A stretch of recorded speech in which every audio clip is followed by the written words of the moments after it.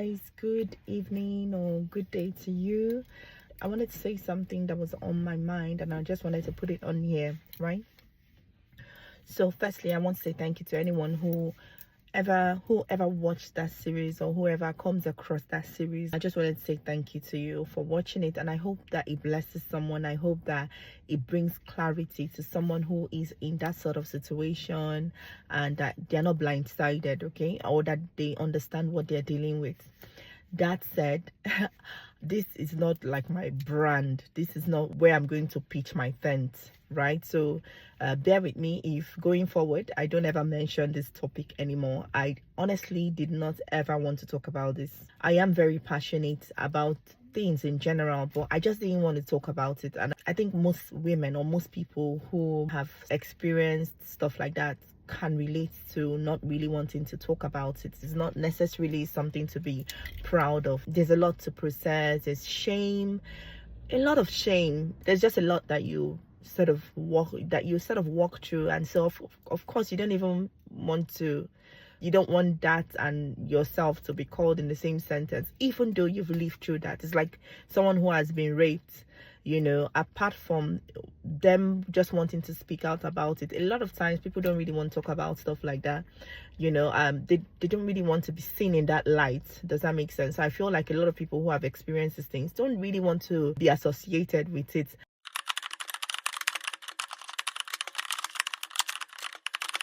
And just when I say shame, I think the shame is more from I think the shame comes from just the things that you've allowed yourself to take.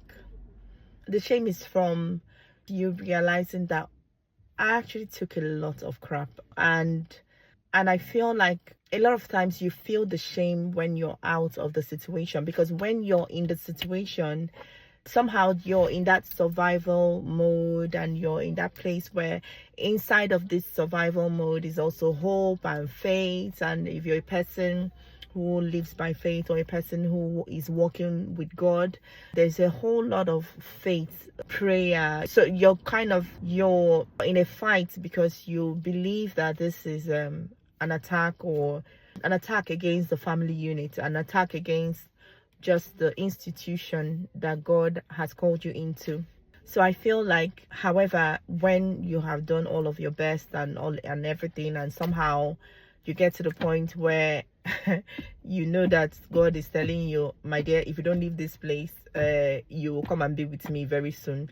And then you come out. I feel like that's when you really begin to feel shame. I feel like a lot of times the shame really comes when you're outside, because now you're able to really have clarity and to look and be like, damn, like, oh, that was a lot. And I feel like you have to sort of like then process why you allowed that type of behavior. There's just a lot of shame about like you almost cannot believe how much you tolerated. And there's a lot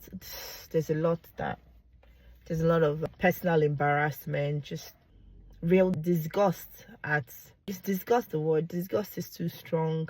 I think maybe a bit disappointed in yourself as well.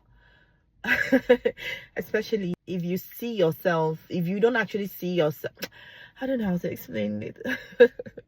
If you're like a strong woman, and you're sort of just slightly disappointed in yourself, or that sort of tolerance, right? Yeah, but it's life, isn't it?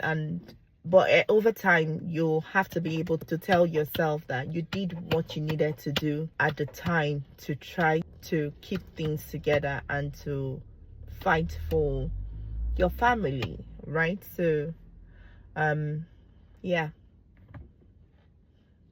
that's all I'm going to say. However, having said that, I did feel a sense of duty to talk, just to sort of elaborate on the behaviors, because I feel like a lot of times we see about these things, you might read about it, you might research about it, but a lot of times I don't think that there's a lot of videos talking about the behavioral sides of it, especially in light of African people. You know, like when you see Caucasians or Westerners talking about the behavioral pattern of it, sometimes it's quite lenient. Well, not lenient per se, but anyway, I felt a sense of duty to just talk about some of the behavior patterns you may see, right? And that said, like I said, I don't want to pitch my tent here. This is not my brand. I'm not a narcissist catcher. I'm not going to help you catch any narcissist you're dealing with. That's not my thing. That's not what I want to make myself about. Nah, that is over with and done with, and I've packed that to the side. I've done my duty. I've talked about what I needed to talk about to help any other person who feels like I'm sort of dealing with these kind of behaviors. You know, I wonder. I've talked about it, so that's where I'm going to leave it. I'm not going to bring this up anymore, hopefully. So in case you don't see me ever talking about this, that's because I've done it. It's been dusted, and this is why I just don't want to, like I said, pitch my tent here. All right, so anyway, I just wanted to say that. Thank you. Bye.